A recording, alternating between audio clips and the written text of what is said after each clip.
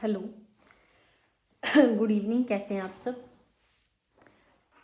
कल हमने किया था कॉन्क्रीट ऑपरेशनल स्टेज, यानी कि बच्चा जो है जो फिजिकल वर्ल्ड में एक्चुअल में चीज़ें अवेलेबल हैं जिनके साथ वो काम कर सकता है अपने हाथों से, वो स्टेज है जिसके आधार पर अपने आप से काम करते हुए, उनको ऑब्जर्व करते हुए वो बहुत सारी चीज़ें सीखता है। जिसमें हमने देखा था कि ईगोसेंट्रिसिज्म का लॉस हो जाता है, प्रॉब्लम को अलग नज़रिए से देखना शुरू कर देता है, और भी बहुत सारी कैरेक्टरिस्टिक्स हमने देखी थी जो बच्चे से क्लासिफिकेशन है, रीजनिंग है, बट वो भी कॉन्क्रीट फॉर्म है। उसके बाद हमारी जो नेक्स्ट स्टेज है वो है formal operational stage. Formal operational stage है ये स्टेज 11 और उससे बाद की अवस्था है। तो यानी कि जो हमने देखा कॉन्क्रीट ऑपरेशनल स्टेज है वो हमारी लेटर चाइल्डहुड में आ रही है। तो जो फॉर्मल ऑपरेशनल स्टेज है दैट फॉल्स अंडर द, अगर हम एज ग्रुप देखें तो वो एडोलसेंस के पीरियड में आ रही है, किशोरावस्था में आ रही है। तो जो किशोर बालक है, हमने जब कैरेक्टरिस्टिक्स देखी थी उसकी, तो हमें पता लगा था कि जो किशोर बालक है उसकी सोच समझ काफ़ी विकसित हो जाती है। वो कॉन्क्रीट में ही नहीं, बल्कि कॉन्क्रीट मतलब कि वो सिर्फ ऐसी चीज़ें नहीं हैं जो फिजिकल वर्ल्ड में एग्जिस्ट करती हैं जिनके साथ मैनिपुलेशन किया जा सकता है, बल्कि वो अपने दिमाग में भी बहुत सारे कॉन्सेप्ट्स बिना किए सोच समझ पाता है। और जो कुछ ऐसी चीज़ें होती हैं जो एब्स्ट्रैक्ट हैं, जैसे कि इमोशंस हैं, डेमोक्रेसी है, मॉरल चीज़ें हैं, उनके बारे में भी अपनी सोच समझ विकसित कर लेता है। तो आज का हमारा टॉपिक है formal operational stage. Formal operational stage में तो अगर हम देखें तो जो एक किशोर बालक है वो अमूर्त चीज़ों के बारे में सोच पा रहा है, उसकी तार्किक शक्ति में वृद्धि हो गई है, जो आइडियलिस्टिक चीज़ें हैं यानी कि जो आदर्शवाद है वो भी उसके अंदर विकसित होना शुरू हो जाता है। वो सोच पाता है कि वो क्या सोच रहा है, दूसरे उसके बारे में किस तरीके से सोच रही हैं, दूसरों की विचारधारा कैसे है, उन सबको कंपेयर करके वो रीजन कर पाता है, तर्क वितर्क के आधार पर डिसीजन लेता है। और इन सब के आधार पर, चाहे वो रीजनिंग है, आइडियलिस्टिक थिंकिंग है, मॉरल रीजनिंग है, इसके आधार पर जो उसका कॉग्निशन है, जो उसकी मानसिक योग्यता है, वो काफ़ी एक्सपेंड हो जाती है, काफ़ी हद तक बढ़ जाती है। तो आइए देखते हैं कि कौन कौन सी चीज़ें जो हैं वो एक एडोलसेंट बालक में विकसित हो जाती हैं। First one is abstract thinking.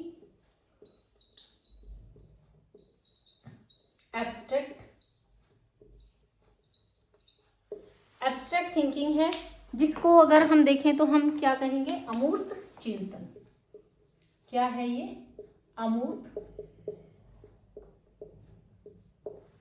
अमूर्त चिंतन है। अमूर्त से हमें पता लग रहा है the things which are not present in front of the eyes. तो इसको कैसे लिखेंगे कि इस अवस्था में बालक जो है वो अमूर्त चिंतन को विकसित कर लेता है। इस उम्र में वो अपने दिमाग में ही बहुत सारी कैलकुलेशंस कर लेता है, उसे करके देखने की जरूरत नहीं पड़ती है। फॉर एग्जाम्पल, अगर हम ये कहें Ravi is taller than Ali and Ali is taller than Rishi, then who is tallest, उसको करके देखने की जरूरत नहीं पड़ रही है। इस एग्जाम्पल में दोबारा कहूँ, Ravi is taller than Ali and Ali is taller than Rishi who is tallest. तो अगर आपको करके देखने की जरूरत पड़ रही है, कॉन्क्रीट लेवल है, लेकिन अगर आप अपने दिमाग में ही सोच समझ पा रहे हैं तो इसका मतलब आप एब्स्ट्रैक्ट पर पहुंच रहे हैं। एब्स्ट्रैक्ट के और भी एग्जाम्पल है। The child can understand the abstract concept, जैसे जस्टिस है, डेमोक्रेसी है ना, इमोशंस हैं, ये एब्स्ट्रैक्ट टर्म्स हैं, इनको भी, इनके बारे में भी उसकी अंडरस्टैंडिंग डेवलप हो जाती है। तो बच्चे की कैसी थिंकिंग डेवलप होती है? Abstract thinking. एब्स्ट्रैक्ट यानी कि वो अपने ही दिमाग में चीज़ों को मैनिपुलेट कर सकता है। उसके बाद है हाइपोथेटिकल डिडक्टिव रीजनिंग। हाइपोथेटिकल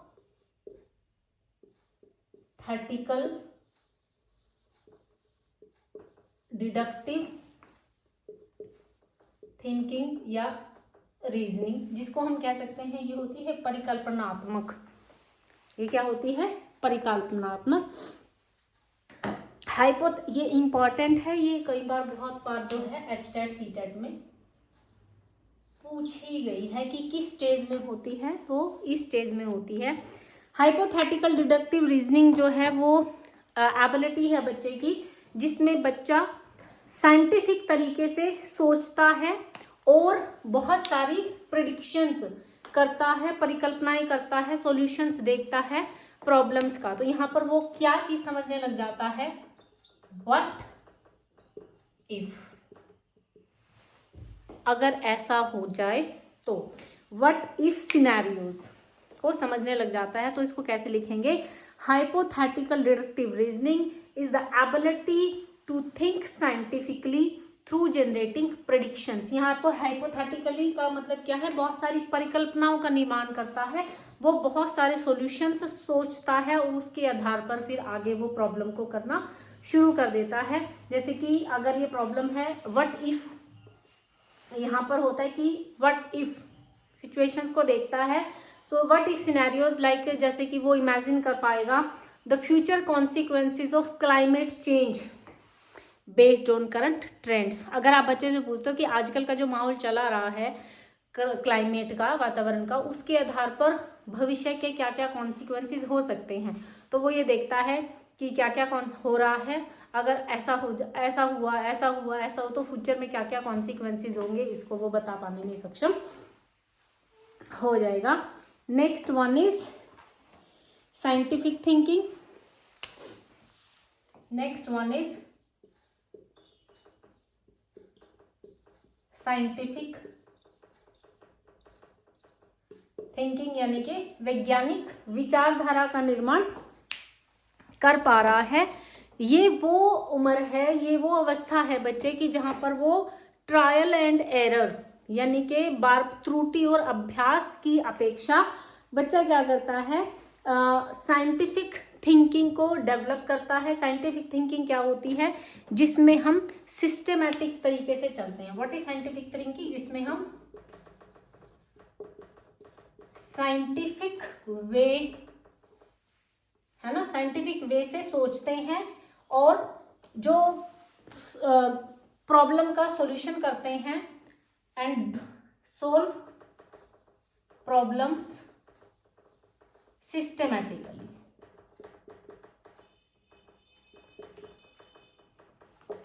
एक सिस्टम के आधार पर जहां पर हम समस्याओं का समाधान करते हैं, तो वो थिंकिंग कैसी होती है, वो साइंटिफिक थिंकिंग है। अगर हम ट्रायल एंड एरर मेथड से लगे हुए हैं, जो हमने लर्निंग की थ्योरीज में देखा आपने, तो वो ट्रायल एंड एरर मेथड है, बार बार करे जा रहे हैं, गलती हो रही, फिर नए तरीके से करते हैं। लेकिन यहाँ पर क्या है, करने से पहले ही हम बहुत सारे तरीके देखते हैं, प्रॉब्लम क्या है, कैसे उसे सॉल्व किया जा सकता है, कौन कौन से स्टेप्स उठाए जा सकते हैं, सिस्टेमैटिक तरीके से सोचा जाता है और उसके बाद प्रॉब्लम को सॉल्व किया जा सकता है। ठीक है, तो साइंटिफिक थिंकिंग में और क्या आ जाएगा, the child is able to see cause and effect relationship.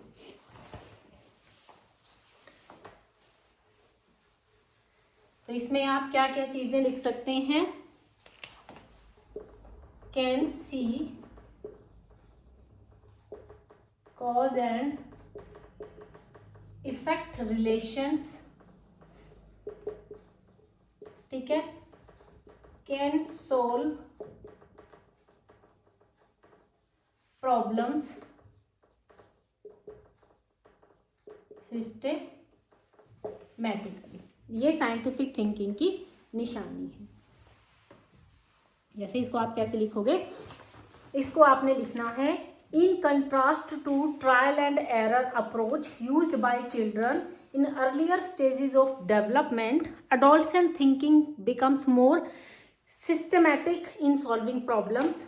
They think of possible causes of actions।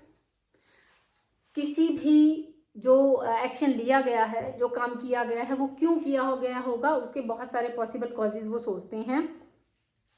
Why something is happening, ऐसा क्यों हो रहा है, एंड सिस्टेमेटिकली सीक सॉल्यूशंस, और सिस्टेमेटिकली तरीके से जो है वो प्रॉब्लम को सोल्व करते हैं। ठीक है, तो समझ में आया आपको, साइंटिफिक थिंकिंग में can see cause and effect relations, can solve problems systematically तरीके से करेंगे, हाइपोथेसिस का निर्माण करेंगे, और साइंटिफिक थिंकिंग में और क्या होगा, परिकल्पना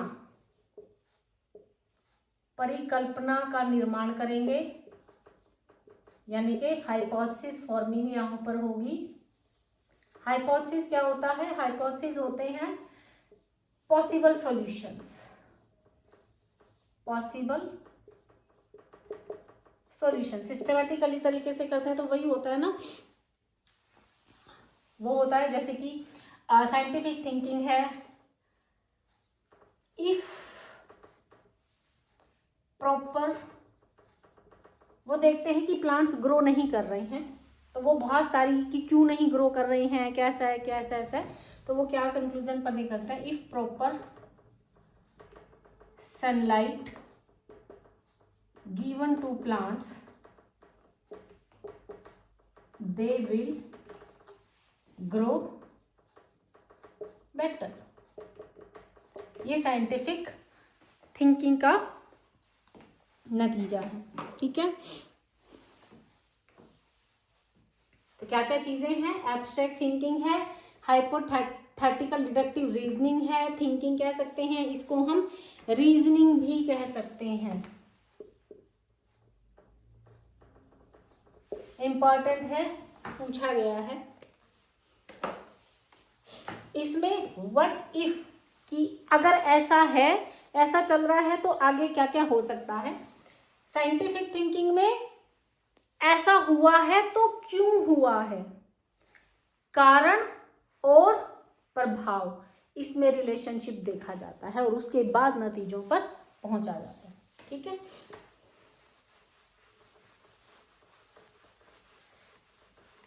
चलिए आगे देखते हैं इसमें और क्या क्या चीज़ें, क्या क्या कैरेक्टरिस्टिक्स हैं, बच्चा क्या क्या करना शुरू कर देता है। देखिए कोई भी चीज़ जो है वो अपने आप से नहीं होती है, इसके इम्प्लीकेशंस में हम देखेंगे कि बच्चा अगर ये चीज़ें कर पा रहा है तो उसके लिए हमें क्या क्या करना पड़ेगा, ठीक है।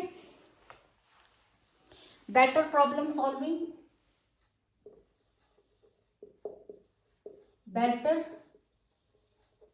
प्रॉब्लम सॉल्विंग एबिलिटी, समस्या का ज़्यादा बेहतर तरीके से समाधान कर सकता है। लॉजिकल थिंकिंग,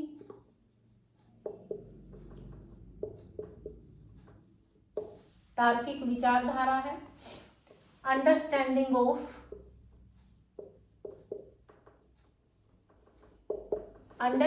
ऑफ मोरल और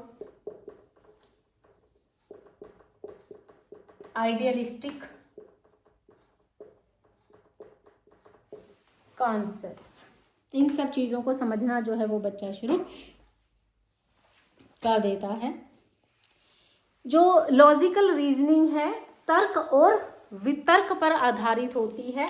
तो पहले तो बेटर प्रॉब्लम सॉल्विंग एबिलिटी है। बेटर प्रॉब्लम सॉल्विंग एबिलिटी क्योंकि उसकी हाइपोथेटिकल डिडक्टिव रीजनिंग इम्प्रूव हो गई है, वो रीजन कर पा रहा है, साइंटिफिक थिंकिंग है, तो वो किसी भी समस्या को क्या करता है, मल्टीपल पर्सपेक्टिव से देखता है, अपना नज़रिया, दूसरों का नज़रिया और क्या क्या पॉसिबल सॉल्यूशन हो सकते हैं, सिर्फ अपने पर्सपेक्टिव से नहीं देखता, दूसरों के पर्सपेक्टिव से देखता है, तो प्रॉब्लम को बहुत सारे नज़रियों से देखता है, इसीलिए समस्या का बेहतर तरीके से क्या कर पा रहा है, वो समाधान कर पा रहा है। Next one is logical thinking. Logical thinking जिसको हम तार्किक चिंतन कहते हैं, ये हाईएस्ट लेवल रहता है। तो यहाँ पर वो क्या करता है, जनरेटिंग ऑफ वही प्रेडिक्शंस करता है। यहाँ पर भी आप कोई चीज कहते हो, आप किसी भी चीज के लिए उसको ऐसे ही फोर्स नहीं कर सकते। कोई भी काम करना है, क्यों करना है, उसके पीछे का रीजन आपको उसको बताना ही बताना पड़ेगा, अदरवाइज बच्चा सेटिस्फाइड नहीं होगा। तो वो लॉजिकल थिंकिंग है, हर चीज के लिए तर्क उसके पास तैयार रहते हैं। Next one is understanding of moral और आइडियलिस्टिक कॉन्सेप्ट्स। मॉरल और आइडियलिस्टिक कॉन्सेप्ट्स जो हैं वो डेवलप हो जाते हैं। जैसे कि आप इसको कर सकते हैं, adolescents begin to think about idealistic characteristics for themselves and others. Idealistic जैसे वो समझ जाता है कि अगर वो पढ़ाई नहीं करेगा तो उसका फ्यूचर खराब हो जाएगा। अपने फ्यूचर को बेहतर बनाने के लिए उसे पढ़ना पड़ेगा। आइडियलिस्टिक थॉट है, वो इसको समझ जाता है। Begin to think about idealistic characteristics for themselves, अपने लिए क्या है और दूसरों को भी किस तरीके से व्यवहार करना चाहिए ये भी वो सीख जाता है। और कंपेयर करता है अपने आप को दूसरों से उन्हीं आइडियल्स के आधार पर। बच्चा जो है इस उम्र में ये भी सोचता है कि आइडियलिस्टिक पेरेंट्स कैसे होते हैं। ये अपने पेरेंट्स के बिहेवियर को देखकर वो सीख जाता है, बहुत बार आवाज़ उठाता है कि नहीं आप ठीक नहीं कर रहे, आपको ऐसा नहीं करना चाहिए। तो आइडियलिस्टिक पेरेंट्स का कंसेप्ट उसका डेवलप होता है और वो अपने पेरेंट्स को उन आइडियलिस्टिक पैटर्न के आधार पर कंपेयर करता है। ठीक है, ये कुछ एक चीज़ें हैं जो कुछ एक करेक्टरिस्टिक्स हैं जो बच्चे में डेवलप हो जाती हैं, जिसमें सबसे इम्पॉर्टेंट जो है जो पूछी जाती है हाइपोथेटिकल डिडक्टिव रीजनिंग है, जिसमें व्हाट इफ आता है, साइंटिफिक में कॉज एंड इफेक्ट रिलेशनशिप आता है, एब्स्ट्रैक्ट में जो फिजिकल यूनिवर्स में चीज़ें अवेलेबल नहीं हैं वो कॉन्सेप्ट्स भी हो सकते हैं, और वो चीज़ें अपने माइंड में जब हम सोल्व कर पा रहे हैं तो वो भी हमारी एब्स्ट्रैक्ट के अंदर आती है। लॉजिकल थिंकिंग है,